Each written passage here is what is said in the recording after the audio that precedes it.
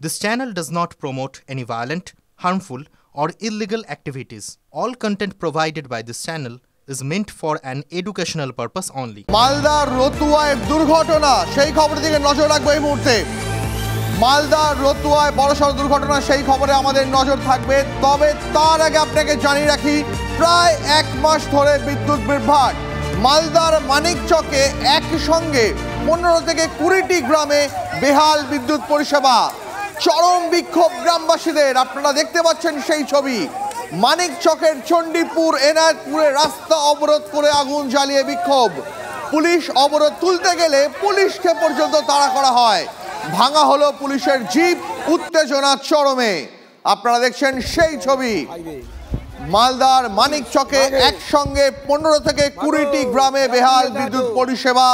বিক্ষোভে ফেটে পড়লেন গ্রামবাসীরা।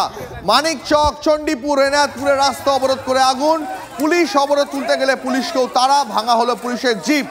সহকর্মী সুব্রতোষ হয়েছেন আমাদের সঙ্গে। সুব্রতোষ, পরিস্থিতি এতটা বাড়াবাড়িতে পৌঁছলো কি করে? দেখো, পরিস্থিতি ক্রমশই কিন্তু একদিনে এটা হয়নি। দীর্ঘদিন ধরে এই গ্রামবাসীরা বারবার অভিযোগ জানিয়েছিলেন ব্লক প্রশাসনের কাছে, বিদ্যুৎ দপ্তরের কাছে, কিন্তু তারপরেও শুধু একটা বা দুটি গ্রাম নয়, একসাথে 15 থেকে 20টা গ্রাম বা তারও বেশি হবে, কারণ বেশ কিছু পঞ্চায়েত থেকেই এখন ক্ষোভ উঠে আসছে যে সন্ধ্যের পর থেকেই রীতিমতো গত 15 থেকে 20 দিন, প্রায় এক মাস ধরে অন্তত বিভিন্ন জায়গাতে একেবারেই বিদ্যুৎ থাকে না।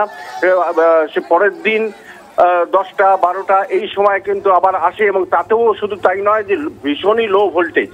ফলস্বরূপ এই নিয়ে বিভিন্ন ক্ষেত্রে একদিকে যেমন গরমের জন্য, চাষের জন্য, মোটর চালানোর জন্য থেকে শুরু করে সার্বিকভাবে সমস্যার মধ্যে গ্রামের মানুষ, বলে বাধ্য হয়ে ক্ষোভটা এমন একটা জায়গাতে এসেছে যে আজকে তারা রাস্তা অবরোধ করে রাস্তাতে আগুন জ্বালিয়ে দেয়। এবং একটা জায়গায় নয়, প্রথমে চণ্ডীপুর, তারপরে এনায়েতপুর, তারপরে আশেপাশে বিভিন্ন জায়গাতেই রাস্তা অবরোধ করছে। এই মুহূর্তে যানজট চরমে। পুলিশ এলে, পুলিশ বাধা দিতে গেলে তারপরে পুলিশকেও তাড়া করা হয়, এবং কয়েকজন যারা পুলিশ কর্মী ছিলেন তারা সেখান থেকে পালিয়ে আসেন অনেকটাই দূরে, এবং তাদের সেই জিপ ভেঙে দেওয়া হয়। এখন পুলিশ আরো অনেক আমরা সেই ছবি দেখতে পাচ্ছি, পুলিশকে আক্রান্ত হতে হলো সেই ছবি আমরা দেখছি এবং আপনাদেরও দেখাচ্ছি। এর পাশাপাশি আরেকটি খবরের দিকে নজর রাখবো। আপনাদের যেমনটা জানিয়েছিলাম, মালদার রতুয়ায় মর্মান্তিক পথ দুর্ঘটনা, মৃত্যু হলো লরির চালকের। পুলিশের গাফিলতির অভিযোগ তুলে বিক্ষোভে বাসিন্দারা। চাঁচল শামসি জাতীয় সড়কে আগুন জ্বালিয়ে বিক্ষোভ। অবরোধ তুলতে গেলে এখানেও বিক্ষোভের মুখে পুলিশের সঙ্গে স্থানীয়দের হাতাহাতি বেঁধে যায়। রাস্তা অবরোধের জেরে জাতীয় সড়কে যানজট। গ্যাস কাটার এনেছি আমি, ইলেকট্রিক কাটার আমি নিয়ে এসেছি, কিন্তু ওটাকে বার করতে পারছি না। একজনকে আমি হসপিটালাইজ করেছি, একজনকে চাঁচল হসপিটালাইজ করেছি। এবার এটাকে বার করতে পারছি না, কোনোভাবেই বার করতে পারছি না। এখনো চেষ্টা চলছে ওকে যাতে বের করা যায়। ঢুকে আছে বাবাটা, গ্যাস কাটার মানে গ্যাস যে কাটবে সেটাও ঢুকছে না। এখনো চেষ্টা করছি যে ওটাকে আমাদেরকে যে করে রিকভারি করতে হবে, মানুষটাকে তো বাঁচাতে হবে। কিন্তু তারপরেও যে এরকম পুলিশের উপরে হামলা। পুলিশ 4 ঘন্টা ধরে আছে, 4 ঘন্টা ধরে আমি আছি গাইডের কাছে। কোনো পুলিশ কোনো মাথা ঘামাচ্ছে না, আসছে যাচ্ছে লোকটা বাপরে মারে করছে, কিন্তু পুলিশ কোনো আইন কাজ করছে না। তার জন্য আমরা সবাই মিলে গ্রামবাসী পথ অবরোধ করেছি। এখন ড্রাইভারও আটকে আছে, খালাসিটাকে আমরা গ্রামবাসী মিলে বের করে হসপিটালে পাঠালাম।